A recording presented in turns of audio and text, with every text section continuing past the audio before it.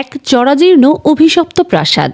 প্রাসাদে অপমানিত হওয়া কনকরাজু নামের এক ভিক্ষুক প্রতিশোধের পথ হিসেবে বেছে নেয় ভয়ঙ্কর কালো জাদুর পন্থা।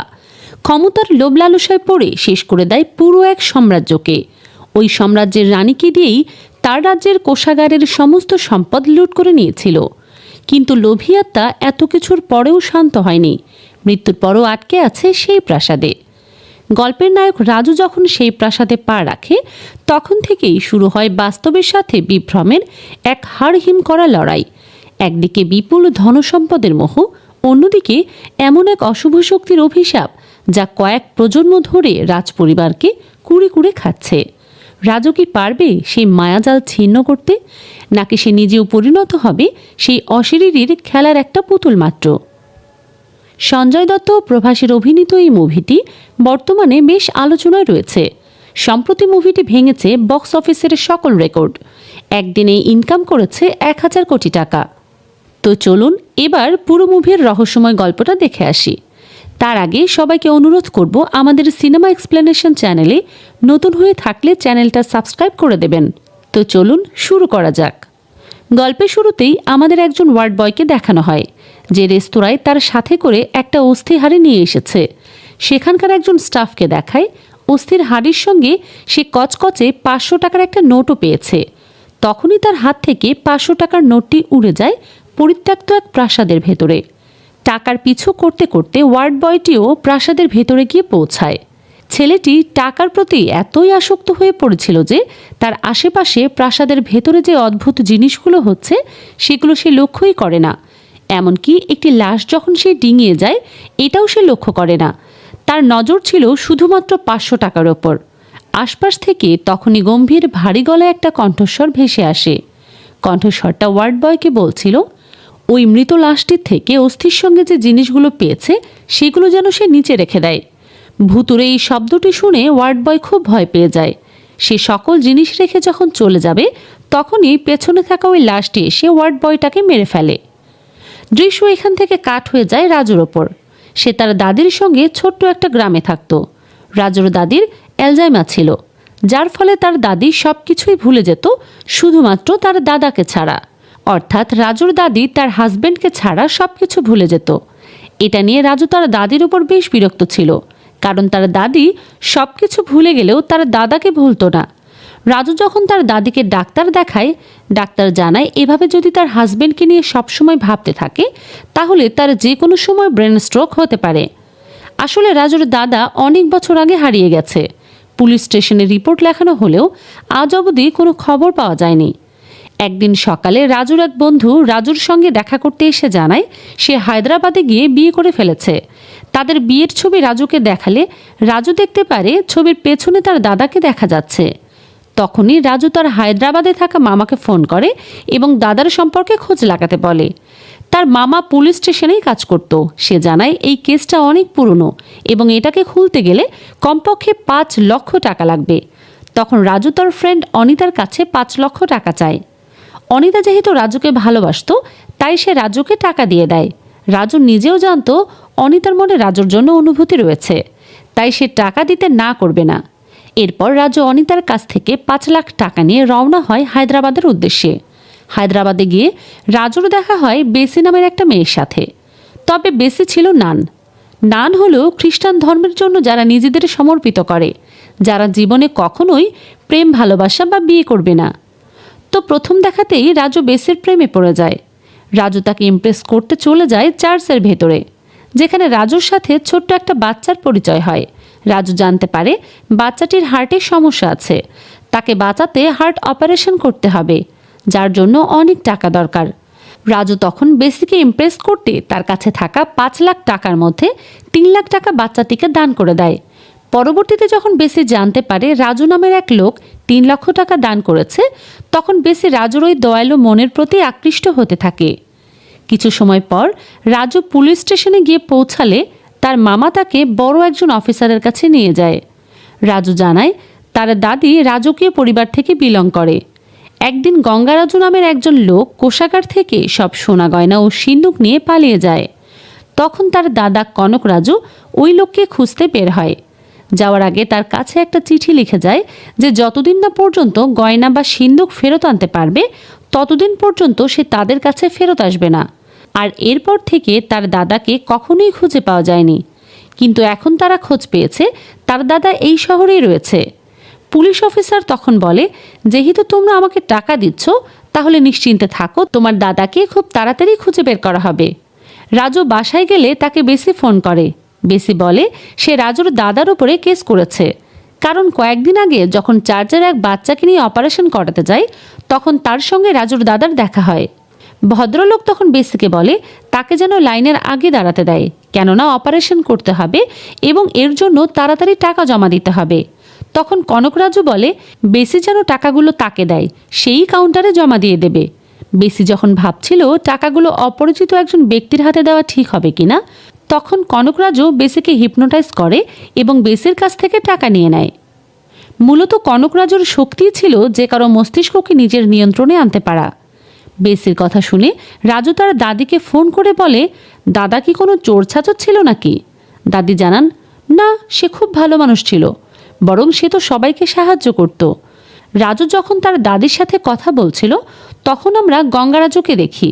সে এত সময় রাজুর উপর নজর রাখছিল। এদিকে এসআই রাজুর মামাকে ফোন করে জানায় তারা তার সাথে চিটিং করেছে। 5 লক্ষ টাকার জায়গায় তারা তাকে মাত্র 2 লাখ টাকা দিয়েছে। তখন ভৈরবী নামের এক মেয়ে 1 কোটি টাকার একটা ব্যাগ নিয়ে রাজুর কাছে আসে।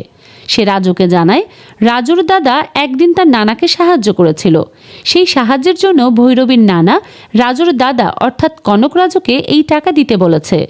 কিন্তু শর্ত হলো টাকাগুলো একমাত্র কনকরাজুর হাতেই দিতে হবে। তখনই কিছু গুন্ডা তাদের থেকে টাকা ভর্তি ব্যাগটা ছিনতাই করে নেয়।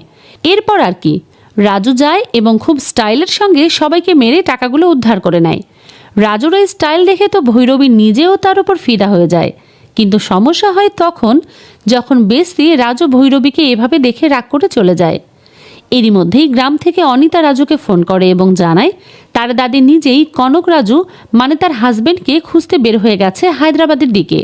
যা শোনার পরে রাজু চিন্তিত হয়ে তাদেরকে খুঁজতে বের হয়। অন্যদিকে আমরা রাজুর দাদিকে দেখতে পারি, যাকে কিছু ছিনতাইকারীরা তুলে এনেছিল। তারা দাদির গায়ে পড়া সমস্ত স্বর্ণের গয়না খুলতে থাকে। তখন সেখানে এন্ট্রি নেয় ভৈরবী আর রাজু। সিনেমার এই পর্যায়ে এসে আমরা ভৈরবীর সঙ্গে গুন্ডাদের বেস্ট একটা ফাইটিং সিন দেখতে পারি। ভৈরবী এবং রাজু দুজনে ফাইট করে গুন্ডাদের থেকে তার দাদিকে বাঁচিয়ে নেয়। দাদি রাজুকে বলে এখন সে তার পরিচিত মানুষদেরকেও মনে রাখতে পারছে না, না জানে দাদি কবে রাজুকেও ভুলে যায়। রাজু বুঝতে পারে তার দাদির অ্যালজাইমার অবস্থা শোচনীয়। রাজু তার দাদিকে জড়িয়ে ধরে কথা দেয় মাত্র 2 দিনের ভেতরেই সে তার দাদাকে খুঁজে বের করবে। রাজু নিজের দাদাকে খুঁজে না পেলেও ভৈরবের নানাকে খুঁজে পেয়েছিল, যে ছিল গঙ্গারাজু, যার উপরে ওই দোষারোপ ছিল সে কোষাগারের সমস্ত গয়না নিয়ে পালিয়ে গিয়েছিল। তাকে যখন রাজু মারতে যায় তখন গঙ্গারাজু রাজুকে আসল ঘটনা জানায়। এতদিন তারা মিথ্যে গল্প জানত, তাকে ভুল তকমা দিয়ে উন্মোচন করে হাড় হিম করা এক ভয়ঙ্কর সত্য ঘটনা। গঙ্গারাজু এরপর বলে তার দাদি কোনো সাধারণ মহিলা ছিল না, সে ছিল দেবনগর সাম্রাজ্যের মহারানী গঙ্গা দেবী। গঙ্গা দেবী যখন একদিন প্রজাদের ভেতরে প্রসাদ বিতরণ করছিল তখন কনকরাজুও ছুটে যায় খাবার নিতে। কনকরাজু প্রসাদ নিতে গিয়ে যখন মহারানীর হাত ধরে তখন গঙ্গারাজু সৈন্যদের দিয়ে তাকে সকলের সামনেই মার খাওয়ায়। আসলে গঙ্গারাজু মনে করেছিল সে হয়তো মহারানীর ক্ষতি করবে, কিন্তু সকলের সামনে এই মার খাওয়াটা কনকরাজুর আত্মসম্মানে লাগে। সে ভেবে নেয় যার জন্য সে মার খেলো, অপমানিত হলো, ওই রানীকেই তার হাতের মুঠোয় রাখবে। সেই ভাবনা থেকেই দীর্ঘ পথ পাড়ি দিয়ে সে চলে যায় এক অঘরীর কাছে কালো জাদু শিখতে। তবে কালো জাদু শেখা অত সহজ ছিল না। অঘরী কালো জাদু শেখানোর বদলে কনকরাজুর কাছে বলি চায়। কনকরাজু তখন নিজের এক হাত কেটে নিজের জীবন রক্তপিপাসুর কাছে সমর্পিত করে দেয়। কনকরাজুর এমন বলিতে অঘরী খুব খুশি হয়, সিদ্ধান্ত নেয় তাকে কালো জাদু শেখাবে। পরবর্তীতে তার হাতটাকে ফিরিয়ে দেয় এবং অন্ধকার কুয়োর ভেতর ঘোর তপস্যা করতে বলে। কনকরাজু অঘরীর কথা মতো তপস্যা করে এবং সার্থক হয়। তপস্যা সম্পূর্ণ হওয়ার সাথে সাথে তার ভেতরে কিছু শয়তানি শক্তি চলে আসে, যা পেতেই কনকরাজুর এত তোড়জোড়। এখান থেকেই সে চলে যায় সোজা প্রাসাদে। কনকরাজু গঙ্গা দেবীকে ডাকে আর বলে সে তার জন্য প্রসাদ এনেছে। প্রসাদের কথা শুনে গঙ্গাদেবী আর না করতে পারে না। আর এখানেই ঘটে অঘটন। প্রসাদ খাওয়ার সাথে সাথেই সে কনকরাজুর বশে চলে আসে এবং তাকে বিয়ে করে নেয়। বিয়ের 1 বছরের ভেতরেই কনকরাজু প্রাসাদের সব সোনা গয়না চুরি করে পাচার করে পালিয়ে যায়। তবে যাওয়ার আগে সে গঙ্গারাজুর ওপর সব দোষ দিতে ভোলে না। প্রাসাদের চুরির কথা ছড়ালে গঙ্গাদেবীর আত্মীয় স্বজনরাই তাকে পাগল বলে প্রাসাদ থেকে তাড়িয়ে দেয়। তখন থেকেই শুরু হয় গঙ্গাদেবীর কষ্টের জীবন। কোনোভাবে নিজের জীবন পার করতে থাকে রাজুকে নিয়ে। আর রাজুর মা বাবা তারাও অনেক আগেই অ্যাক্সিডেন্ট করে মারা যায়। গঙ্গারাজুর মুখ থেকে সত্য ঘটনা শোনার পর রাজুর মাথায় রক্ত উঠে যায়। সে ভৈরবীও তার কিছু বন্ধুদের নিয়ে যায় পুরনো প্রাসাদে যাওয়ার উদ্দেশ্যে, যেন সে কনকরাজুর থেকে সব হিসাব সুদ সমেত ফেরত নিতে পারে এবং তার দাদির সমস্ত সম্পদ তাকে পুনরায় ফিরিয়ে দিতে পারে। দীর্ঘ পথ পাড়ি দিয়ে যখন তারা প্রাসাদে পৌঁছায় তখন তো তারা সবাই হতবাক, কেননা প্রাসাদের প্রতিটি কোণে স্বর্ণ গয়না, সোনার মুদ্রা ও টাকায় ভরপুর ছিল। তখন রাজুর কাছে আসে সেই ওয়ার্ড বয় যাকে আমরা গল্পের শুরুতেই দেখেছি। সে আসলে মারা যায়নি, বরং তাকে কনকরাজু এখানে বন্দি করে রেখেছে। ওয়ার্ড বয়ের সাথে এখন অবধি কী কী ঘটেছে সব রাজুকে বলে। এরপর যখন রাজুর দাদার ছবি দেখে তখন বলে, লোকটি তো আরও 3 দিন আগে সরকারি হাসপাতালে হার্ট অ্যাটাকে মারা গেছে। ওই সময় তাদের সবার সামনে কনকরাজুর আত্মা আসে। সে রাজুকে বলে এই সম্পদ তার, সে মারা যাওয়ার পরেও তারই থাকবে। আর রাজু এখানে আসেনি, বরং সেই তাকে তার দাদের থেকে দূরে এনেছে, যাতে আগামী 3 দিন পরে অমাবস্যার রাতে সে তার কার্যসিদ্ধি করতে পারে, তার দাদিকে মারতে পারে। রাজু তার ভুল বুঝতে পেরে যখন দাদির কাছে ফেরত যেতে চায় তখন তারা আর এই ভূতুরে প্রাসাদ থেকে বের হতে পারে না, কারণ প্রাসাদের উপর ছিল কনকরাজুর আত্মার প্রভাব, যে মারা যাওয়ার পরেও বিপুল অর্থ সম্পদের উপরে তার লোভ লালসা ত্যাগ করতে পারেনি। তারা প্রাসাদ থেকে বের হওয়ারও অনেক চেষ্টা করে, কিন্তু প্রাসাদের চারিদিকে একটা বর্ডার দেয়া ছিল, চাইলেও কেউ বাইরে যেতে পারত না। কেউ বাইরে যেতে না পারলেও বাইরে থেকে বেশি ঠিকই রাজুকে খুঁজতে খুঁজতে এখানে চলে আসে, কারণ রাজুর দাদাই তো তার 3 লক্ষ টাকা মেরে দিয়েছে। এখন তার দাদার ঋণ রাজুকে শোধ করতে হবে। রাজু বেসিকে জিজ্ঞেস করে, তোমরা তো নান, আলাদা পোশাক পরো, তো আজ এই পোশাকে কেন? বেসি বলে, কারণ সে নান হয়নি। বেশি নান হবে না জেনে রাজু তো বেজায় খুশি। প্রাসাদে আসার পর থেকে যে ছেলে ভৈরবীর সাথে ফ্ল্যাট করছিল, এবার সে ভৈরবীকে ছেড়ে পুনরায় নিজের পুরনো ভালোবাসা বেসিকে পটাতে লেগে পড়ে। রাজু এই প্রাসাদ সম্পর্কে সব বেসিকে বলে।